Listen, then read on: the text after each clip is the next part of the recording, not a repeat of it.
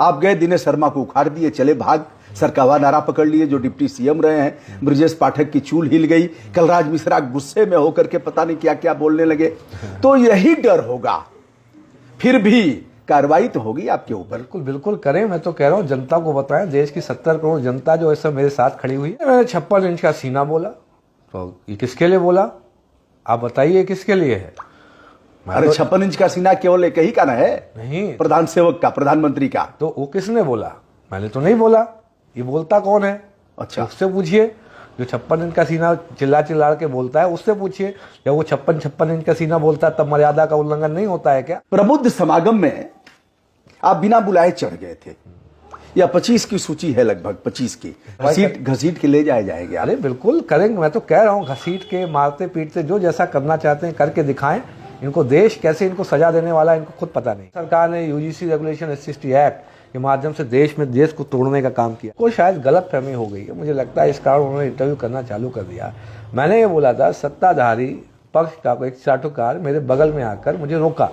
मैंने एक दूसरे व्यक्ति के लिए बात बोली थी, उनके लिए बात थी, उन्होंने भी टोका था, लेकिन उनके लिए मैंने कोई भी स्टेटमेंट नहीं दिया। फंडिंग कहाँ से आएगी? पूरा देश एक है, इसमें फंडिंग जब क्या करेंगे? अरे पता लगा है बहुत पैसा कमाए हैं, कई जगह रहे हैं आप, और अभी आपके ऊपर आरोप लग रहा है कि कई घोटाले भी किया है, करोड़ों रुपए की संपत्ति बना लिया है। कोई दिक्कत? नाम कहीं आपका नहीं है? वो नाम क्यों नहीं डाला गया उनसे पूछिए। हो सकता है वो अगर मेरा नाम डाल देते, ये 5-6 लोग जो आने वाले होते वो नहीं आते डर के मारे, इसलिए भी डाला गया। आपको सब पता है नाम क्यों नहीं डाला गया। मतलब आपसे भय है लोगों को? यूजीसी कानून लेकर सवर्ण छात्र छात्राओं के साथ जो अत्याचार हुआ उसे बर्दाश्त नहीं कर पाया एक PCS अफसर।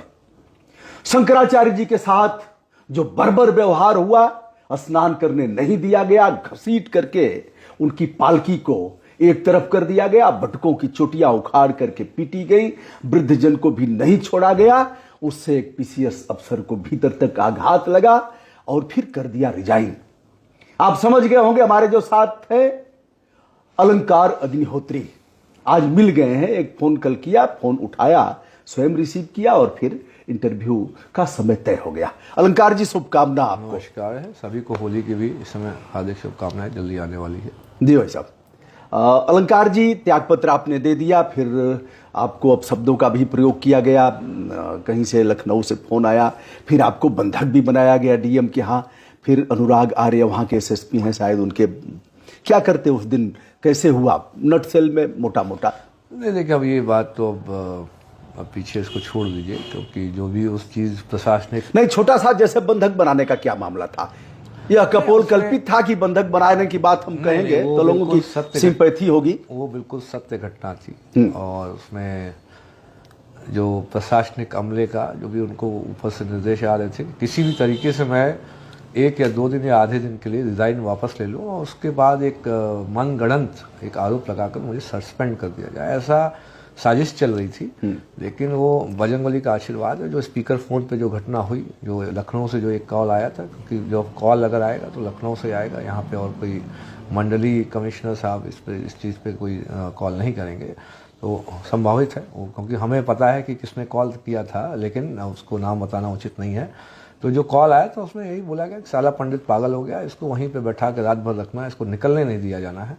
और क्योंकि वो फ़ोन स्पीकर फ़ोन पे था तो मैंने सुना, और जो कप्तान साहब थे उन्हें अंदर बाथरूम का दरवाज़ा खुला हुआ था, जाकर जो आनंद DM साहब को बताया जाके स्पीकर फ़ोन पे है और आप इसको बंद कर लीजिए। तो जब वो वापस कप्तान साहब लौट के आते, वो बड़े भाई की तरह है, तो मैंने तुरंत इन्फॉर्म कर दिया। बाहर मीडिया की टीम थी, हमारे एडवोकेट साहब वहीं पे बैठे हुए थे, दीपक पांडे जी। तो उन्होंने फिर जब बात मीडिया तब चली गई कि हमें बंधक बनाने का प्लान हो चुका है, तब मुझे वहाँ से जाने दिया गया। यह बात जब आपको पता है, आपने आवाज़ भी पहचान लिया, तो फिर ठीक है, एक तहरीर देना चाहिए था। दर्ज हो ना हो तहरीर देते, आप बताते कि अमुक फोन और मैंने आवाज़ पहचाना, मैं आश्वस्त हूं कि फला व्यक्ति ने हमें हमारे साथ आपत्तिजनक भाषा का प्रयोग किया। हमारे साथ एक ये भी है ना, एक प्रशासनिक और एक शासकीय गरिमा भी है। तो गरिमा है या थी? है, अभी भी रहेगी, आगे। अरे अभी भी कैसे रहेगी? आप निलंबित हैं, अब आप तो सेवा में है नहीं, आपने त्याग पत्र दे दिया, वो स्वीकार करे न करे, आपको निलंबन कर दिया गया, अब आप कैसे प्रशासनिक सेवा में हैं? नहीं, लेकिन एक हमें जिस तंत्र में रहे हैं उसका हम सम्मान हमेशा करेंगे। यदि कभी उस तंत्र ने कभी ऐसा कुछ करने का प्रयास किया कि जो एक तरीके से जो जिस तरीके के लोग नकारात्मक चीज़ें करते हैं तब ये चीज़ें स्पष्ट होंगी। अभी कोई इसकी ज़रूरत नहीं है। अच्छा, अभी उसको पिटारा में बांध करके रखें, समय आने पर फिर खोलेंगे उसको। कुछ चीज़ें आपके तर्कश में होनी चाहिए। अच्छा, कि फला अधिकारी ने मुझे गाली दिया था दोस्तों, आज आहत होकर के उसे बताने जा रहा हूं, बाद में इसे करेंगे जब चुनाव आप अपनी ताकत को प्रकट नहीं करते। आपके पास ये मजबूती है। वो किसने बोला था कि वो देश, जिस दिन अगर उस व्यक्ति ने कुछ गलत करने की कोशिश की तो पूरे देश को पता चलेगा वो कौन था। 2 मामलों को लेकर के आपने त्यागपत्र दिया और फिर गवर्नर मैडम को भेजा, डीएम को भेजा और इलेक्शन कमीशन ऑफ इंडिया को भी आपने कॉपी किया था उसकी, जिसमें 2 मामले थे। एक यूजीसी, एक चीज यह कहा था कि बहन बेटियों के साथ अब सड़कों पर यह होगा, उनके साथ यौन उत्पीड़न की घटनाएं होंगी, और दूसरा शंकराचार्य जी के मामले को लेकर के। यूजीसी के मामले में बाबा तो वापस नहीं लेंगे। बाबा माने दाढ़ी वाले बाबा, प्रधान सेवक, वापस तो नहीं लेंगे।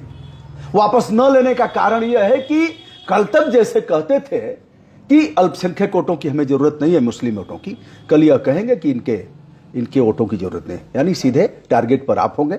ब्राह्मणों के मत की हमें कोई आवश्यकता नहीं है, क्योंकि उनके साथ पिछड़े और दलितों का वह जन सैलाब होगा जो यह कहेगा कि बिना मांगे ही इन्होंने हमें दे दिया, हमने तो मांगा भी था, इनसे बड़ा उदार हमारे लिए है कौन। तो यह तो वापस होगा नहीं, करेंगे क्या आप? नहीं, ये 2026 में बता रहा हूँ, सूर्य भगवान के वजह से, बजरंगबली के आशीर्वाद से ये वापस भी होगा और जल्दी रिजाइन करेंगे। देश में जितने भी इन्होंने कुकर्म किए हैं पिछले 12-14 या पिछले जितने भी राजनीतिक समय में, इन सब का प्राकटीकरण होगा 2026 में। ये कुकर्मी लोग हैं देश के। आपने देखा होगा लोकतंत्र, जनतंत्र इस समय विफल है। जनता की आवाज़ सुनाने के या सुनने के लिए कोई है नहीं। पूरा देश, पूरा युवा, पूरे अधिवक्तागण, पूरे पत्रकार बंधु, पूरे जो अपना प्रबुद्ध समाज है सड़कों पे है। लेकिन ये छोटी छोटी चीज़ों पे ये स्टेटमेंट देते हैं, लेकिन इतना जो बड़ा मुद्दा है इस पर कोई भी अपना कथन वक्तव्य नहीं दे रहे हैं। ये देश में ये गैर सनातनी सरकार है। सब अब देश को पता चला है पहली बार कि ये हिंदू विद्रोही, हिंदू द्रोही, ध्वजद्रोही और सनातन द्रोही की सरकार है। इन्होंने सबसे पहली जो गलती जो हम लोगों ने जो है पहले इनको माफ़ किया, अभी अब माफ़ नहीं करेंगे। अब तो SC एक्ट 2018 में सुभाष काशीनाथ महाजन वर्सेस स्टेट ऑफ महाराष्ट्र का 2018 का केस था, जिसमें यह माना गया कि जो सामान्य वर्ग OBC वर्ग के हितों के मूल अधिकारों का उल्लंघन करता है ये SC एक्ट। और 3 उन्होंने दिशा निर्देश माननीय सुप्रीम कोर्ट की पीठ में दिए थे। पहला, बिना किसी जांच के SC एक्ट में FIR गिरफ्तारी नहीं होगी। दूसरा, एंटीसिपेटरी बेल का प्रावधान दिया गया था।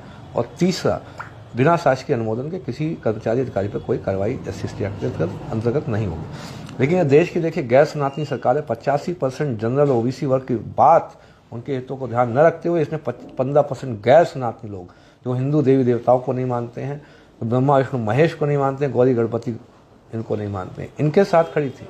ये देश की छद्म सनातन सरकार है। इसको सिर्फ देश से, पैसे से मतलब है। जहाँ से पैसा मिल जाए ये लोग वहाँ खड़े हो जाएंगे। पूरा पैसा गुजरात में किस तरीके से सब कॉन्ट्रैक्टिंग कंपनीज के माध्यम शिफ्ट किया जा रहा है, ये इसलिए डरे हुए हैं जैसे ही सरकार जाएगी इनके सब घोटाले खुल जाएंगे। आपने SC ST की बात किया, 1989 में लागू हुआ और बाद में मुझे स्मरण है आप Deepak Mishra, chief justice of India के उस डिसीजन की बात कर रहे हैं जिसमें उन्होंने यह कहा था कि जाति सूचक शब्दों का प्रयोग यदि होता है तो जांच करके 1 सप्ताह के अंदर जांचोपरांत अपराध दर्ज किया जाएगा। और इसमें वो अभी कहा गया था कि यदि सांघातिक चोट पहुंचाई गई है, विशेष अपमान हुआ हो तो तुरंत दर्ज होगा। एक चीज है अलंकार जी कि उस मामले में SLP दाखिल की गई, विशेष अनुमति याचिका केंद्र ने दाखिल किया कि हुजूर हमारी बात फिर से सुन लिया जाए। SLP स्वीकार कर ली गई। उसके बाद भी दाढ़ी वाले बाबा ने अध्यादेश ले आकर के कई चीजें जोड़ दिया। कई चीजों में जो घातक चीजें हैं जिसका शिकार, यदि आप उनके महापुरुषों को भी कुछ कहते हैं तो आप पर दलित एक्ट लगेगा। यही नहीं बात खत्म होती है, वह किसी को भी अपना महापुरुष मानते हैं तो आपके ऊपर SC ST एक्ट लगेगा, जिसके शिकार तमाम लोग हुए हैं।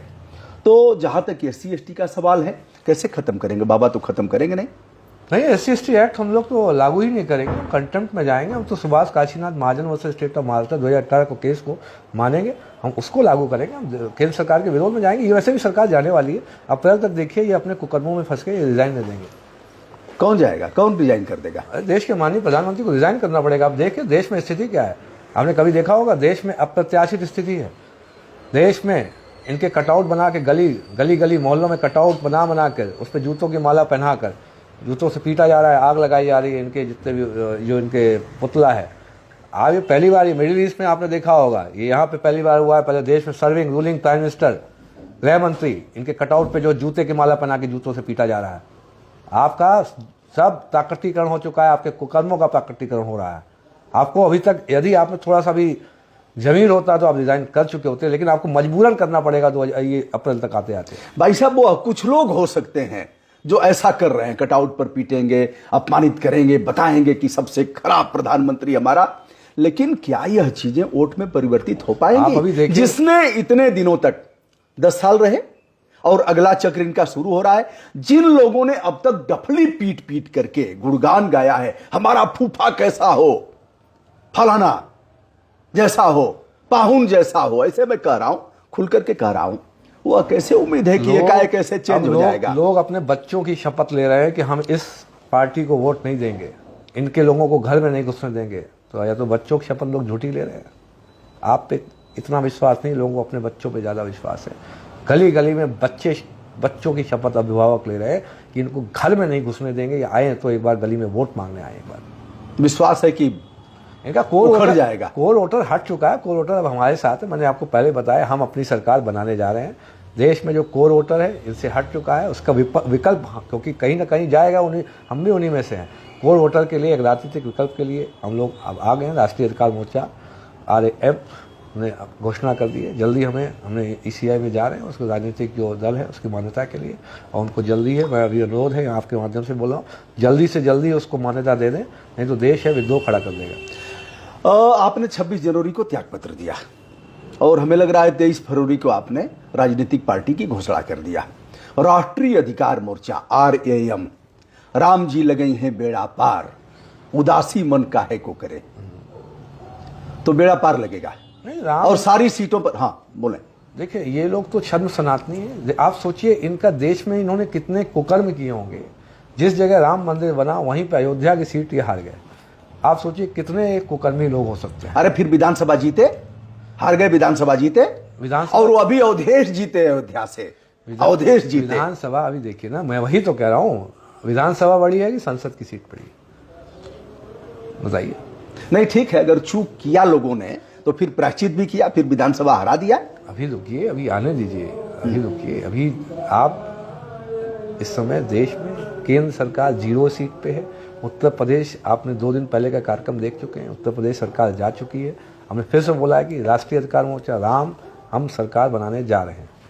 सारी सीटों पर चुनाव लड़ेंगे, सारी सीटों पर चुनाव लड़ेंगे। यदि हमें लग रहा है कहीं भी किसी सीट पर हमें लगा किसी भी जो हमारे हितों का जो और आगे बढ़ाएगा, उसके हम गठबंधन भी करेंगे, हम तैयार रहेंगे। अच्छा, गठबंधन किससे करेंगे? जैसे उस समय देखेंगे, अभी तो बहुत समय है, 1 साल है चुनाव में अभी। अच्छा, मतलब विकल्प तैयार है, गठबंधन भी करेंगे और स्वतंत्र रूप से भी लड़ेंगे। अगर यह लगा कि हमारा पुरुषार्थ चरम पर है तो हम ऐसे भी लड़ जाएंगे, अकेले लड़ेंगे, और नहीं तो फिर गठबंधन भी करेंगे।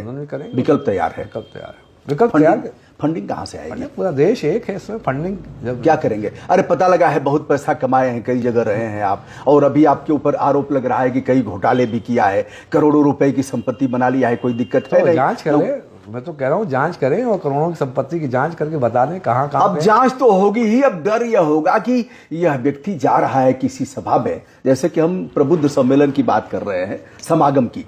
आप गए, दिनेश शर्मा को उखाड़ दिए, चले भाग, सरकावा नारा पकड़ लिए, जो डिप्टी CM रहे हैं। ब्रजेश पाठक की चूल हिल गई, कलराज मिश्रा गुस्से में होकर के पता नहीं क्या क्या बोलने लगे।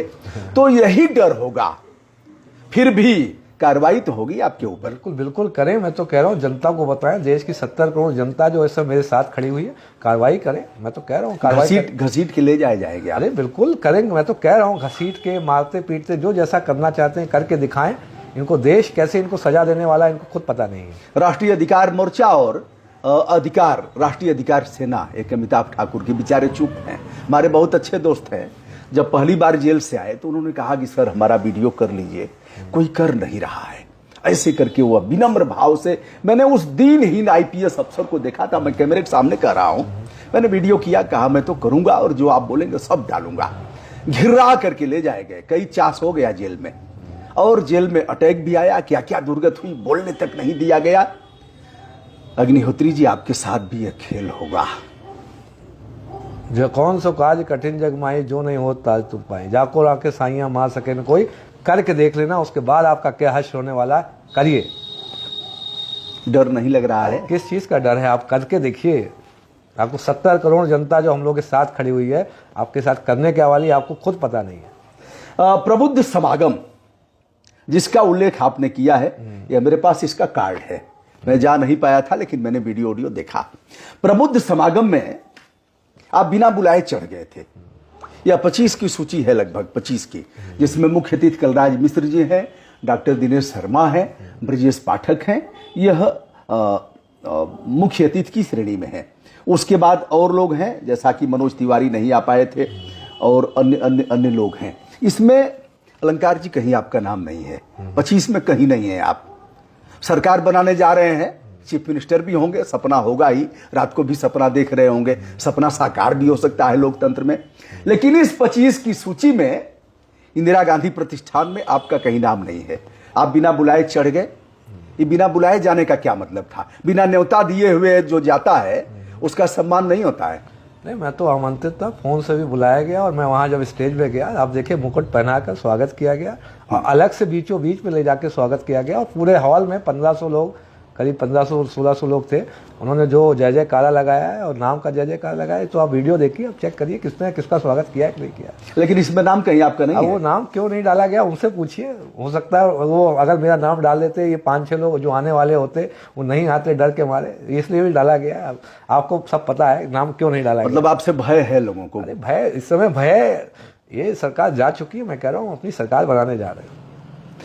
एक चीज और है, राजेंद्र नाथ त्रिपाठी जी, मैं नाम लेकर के कह रहा हूं चूंकि उनका इंटरव्यू में किया हूं, हमारी अच्छी दोस्ती भी है उनसे। तो उन्होंने यह कहा कि सारा खेल इन्होंने बिगाड़ दिया और आकर के मर्यादा का उल्लंघन किया। अलंकार अग्निहोत्री ने प्रधानमंत्री जी के साथ उनके लिए अपमानजनक शब्दों का प्रयोग किया, जो विधि सम्मत नहीं था, लोक मर्यादा के विरुद्ध था। अलंकार अग्निहोत्री का आचरण प्रबुद्ध समागम में, क्या कहना है आपका? नहीं, मैंने 56 इंच का सीना बोला, तो ये किसके लिए बोला, आप बताइए किसके लिए है? अरे 56 इंच का सीना केवल एक ही का ना है? नहीं, प्रधान सेवक का, प्रधानमंत्री का। तो वो किसने बोला? मैंने तो नहीं बोला। ये बोलता कौन है? अच्छा, उससे पूछिए। जो 56 इंच का सीना चिल्ला चिल्ला के बोलता है, उससे पूछिए। जब वो 56 इंच का सीना बोलता है, तब मर्यादा का उल्लंघन नहीं होता है क्या? उससे पूछिए। नहीं कोई आपत्तिजनक आपने ऐसी बात कर दी? कोई भी आप, अरे लाइव है आपके सामने, सब कुछ लाइव चल रहा है। वो कह रहे थे कि अपराध दर्ज होना चाहिए अलंकार अग्निहोत्री तो करवा दीजिए अपराध। मैं तो कह रहा हूँ सूर्य भगवान है, कवच है, प्राकटीकरण होगा, आपका ही प्राकटीकरण हो जाएगा। लेकिन मैं एक बार आपको बोलना चाहता हूँ, उनको शायद गलत फहमी हो गई है, मुझे लगता है इस कारण उन्होंने इंटरव्यू करना चालू कर दिया। मैंने ये बोला था, सत्ताधारी पक्ष का एक चाटुकार मेरे बगल में आकर मुझे रोका। मैंने एक दूसरे व्यक्ति के लिए बात बोली थी, उनके लिए बात थी, उन्होंने भी टोका था, लेकिन उनके लिए मैंने कोई भी स्टेटमेंट नहीं दिया था। मुझे लगता है कि उन्होंने कल आवेश में आकर बिना मुझसे वस्तु स्थिति को कंफर्म करते हुए, चेक करे हुए, उन्होंने स्टेटमेंट जारी करना चालू कर दिया। जो एक मैंने बोला था, सत्ता पक्ष के एक चाटुकार व्यक्ति ने मुझे मेरे बगल में आकर मुझे रोका। क्या बोला? क्या बोला? कहा कि आप नहीं बोलेंगे, आप राजनीतिक व्यक्ति हैं, आप सरकार के खिलाफ नहीं बोलेंगे। वो व्यक्ति उसने बोला। तो मुझे लग रहा है शायद उनको कंफ्यूजन है कि मेरा जो स्टेटमेंट है उनके लिए नहीं था। तो यदि है तो वो स्वयं एक बार अपनी तरफ से स्पष्ट, मेरी तरफ से स्पष्ट कर ले। मेरे लिए आज भी आदरणीय रहेंगे, मेरे बड़े हैं, मैं उनके खिलाफ कोई भी गलत स्टेटमेंट या नेगेटिव स्टेटमेंट नहीं दूंगा। क्या प्रबुद्ध समागम जिसमें बहुलता ब्राह्मणों की थी, ब्राह्मण लोग ही आयोजन करता थे, और 3 जो मुख्य अतिथि थे वह सब ब्राह्मण ही थे, बड़ा नाम जिनका है, तो क्या यह जय जयकार करने के लिए कि गया था? कि अगली सरकार किसकी हो, हम करेंगे जय जयकार, पहले भी किए थे जय जयकार, आगे भी करेंगे जय जयकार? नहीं, हम लोग तो देखिए, मैं बोला कानपुर के लोग हैं, क्रांतिकारी लोग होते हैं उत्तर प्रदेश में, और उत्तर प्रदेश के वैसे ही अभी लोग शायद ये दिल्ली वाले लोग जानते नहीं हैं हम लोग कितने क्रांतिकारी हैं। हमारे राजगुरु हैं, सुखदेव हैं, चित्तू पांडे बलिया से हैं, मंगल पांडे, पंडित चंद्रशेखर आजाद, ये हम लोग क्रांतिकारी। अच्छा, आप संभाल लिए, अब नेता, पक्के नेता हो गए हैं। पहले आपने कानपुर कहा, हम कानपुर के क्रांतिकारी। कानपुर में है तात्या टोपे। देखिए 1857 भाई, सबसे पहले बिगुल जो है 1800। नहीं, फिर आप तुरंत पूर्वांचल में भी चले गए, मंगल पांडे पर आ गए, चित्तू पांडे पर आ गए, शिवाजी महाराज को भी लेके आऊंगा, तो सब लोग हैं। देखिए ऐसा नहीं है, जहां हम हैं हमें उस पर अपना गर्व होना चाहिए, हम हमेशा गर्व करेंगे। मतलब आपने सवाल करने का अवसर नहीं दिया कि हम कानपुर के लोग ही क्रांतिकारी हैं, तब तक खट से पलटा मार करके पूर्वांचल में पहली सरकार चित्तू पांडे बलिया, मंगल पांडे जी ने क्रांतिकारी, और उसी समय में त्यात्या टोपे के समय चल रहा था। तो हम कानपुर के हैं, हम हमेशा अपने जो जन्मभूमि है उस पर गर्व करेंगे। इनके जैसे लोग नहीं है जो देश को बेच खाएं।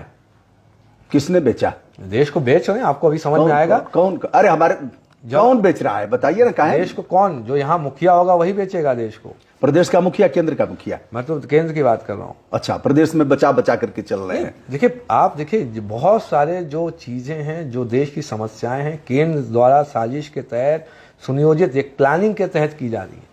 ये आपको स्पष्ट है। पूरा देश इस समय देखिए, अपने जो स्थानीय लोगों के खिलाफ कोई नहीं बोल रहा है। केंद्र पूरे राज्य में, पूरे राष्ट्र में जितने भी राज्य हैं, सब एक ही, जो केंद्र सरकार ने यूजीसी रेगुलेशन एससीएसटी एक्ट के माध्यम से देश को तोड़ने का काम किया है, तो केंद्र सरकार की जिम्मेदारी, ये इस्तीफा देना पड़ेगा।